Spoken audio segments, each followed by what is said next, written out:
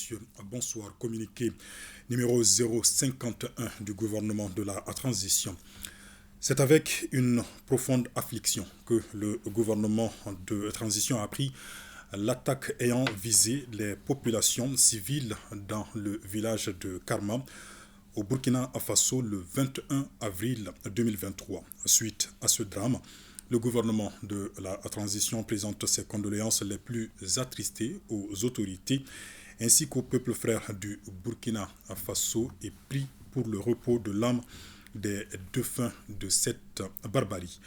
La peine du gouvernement de la transition a été aggravée par le commentaire inopportun de son Excellence Umaru Sissoco Embalo, président de la conférence des chefs d'État et de gouvernement de la communauté économique des États de l'Afrique de l'Ouest, CEDEAO, qui a qualifié sans aucune preuve cet incident de génocide avant d'imposer certainement sa volonté à la commission de la CEDEAO, qui a malheureusement repris l'état d'âme de son Excellence Umaru Sissoco Embalo dans son communiqué du 20 avril 2023.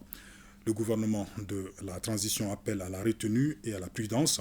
Le président de la conférence des chefs d'État et de gouvernement de la CEDEAO, en lui signifiant que la recherche des présumés auteurs d'infractions relève exclusivement de la compétence des autorités souveraines du Burkina Faso, qui ne ménagent aucun effort pour lutter contre le terrorisme.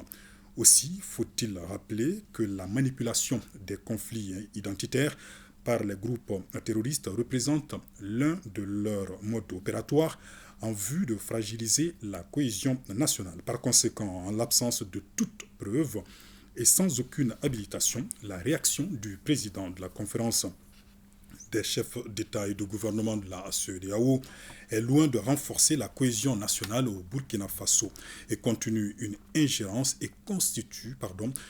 ingérence grave dans les affaires intérieures du Burkina Faso. Pour la République du Mali, cet épisode rappelle les tentatives désespérées d'instrumentalisation des droits de l'homme afin d'accuser les autorités de la transition et les vaillantes forces de défense et de sécurité maliennes et in fine entraver la lutte contre le terrorisme. Le gouvernement de la transition demeure vigilant et n'acceptera pas que de telles manœuvres visent les autorités burkinabées avec lesquelles les autorités maliennes sont pleinement engagées pour l'éradication du terrorisme soutenu par des sponsors étatiques étrangers. Que Dieu bénisse le Mali et préserve les Maliens. Bamako, le 4 mai 2023, signé le ministre d'État, ministre de l'administration territoriale et de la décentralisation, porte-parole du gouvernement, colonel Abdoulaye Maïga.